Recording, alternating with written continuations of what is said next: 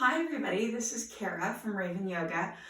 Today I want to talk about yoga clothes. By the way, I've got my assistant, Magic, here. Thankfully, he doesn't have to wear clothes for yoga. And just so you know, I've got a notebook here so I can just check my notes and make sure I'm covering everything I want to cover. So if you see me looking down, I'm just checking my notes.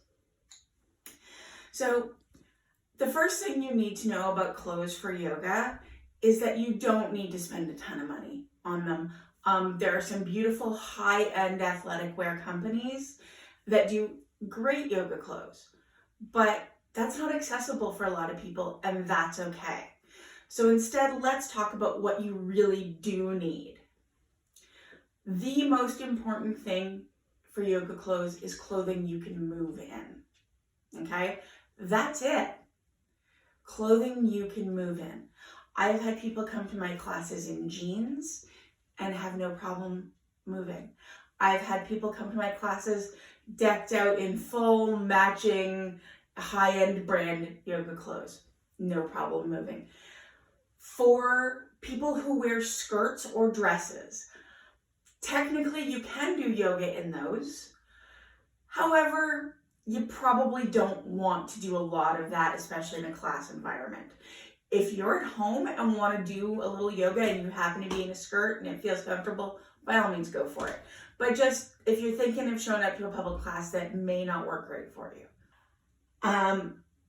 You want the clothes to be breathable to some extent, especially if you're going to a hot yoga class or a vinyasa class where you're going to be moving fairly quickly and sweating a lot. You don't necessarily want it to be holding all that heat in. There's some great moisture wicking fabric out there too, and that's great. But yeah, just think breathability and think that if you get really warm, are you going to be overly hot in what you're wearing? You will notice I have got a hoodie on. For going to a class, or even if you're practicing at home, having a hoodie, some kind of a sweater, or even a blanket to start and end the class with can be nice. Especially after you've been moving and getting hot. Once you settle down for Shavasana or cool down, it can get chilly pretty quickly. So if you've got something there that you can just throw on over top to keep you from getting too cold, super handy. But then there are some of us who don't cool off quickly and really don't need the sweater. So again, that's sort of whatever works for you. You might want to try both and see how you like it. For those of us who have breasts, having your breasts under control tends to be an important one.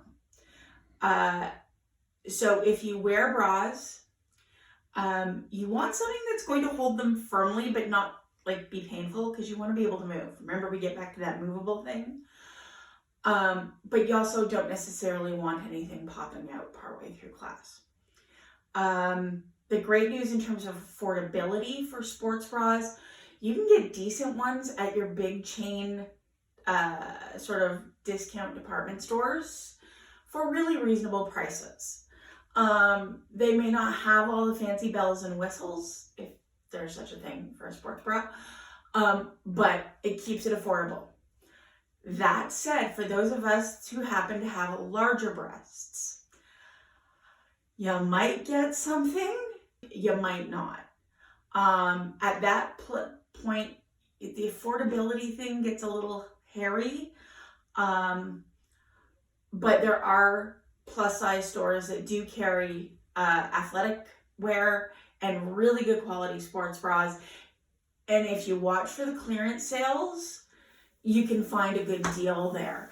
My current personal favorites come from a store called Torrid.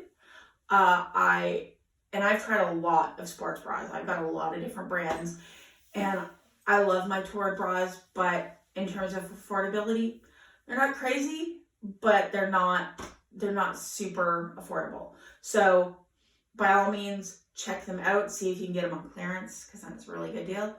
But that would be what I really like. If you're a person who wears a binder, look into exercise with a binder. I've done a little bit of research.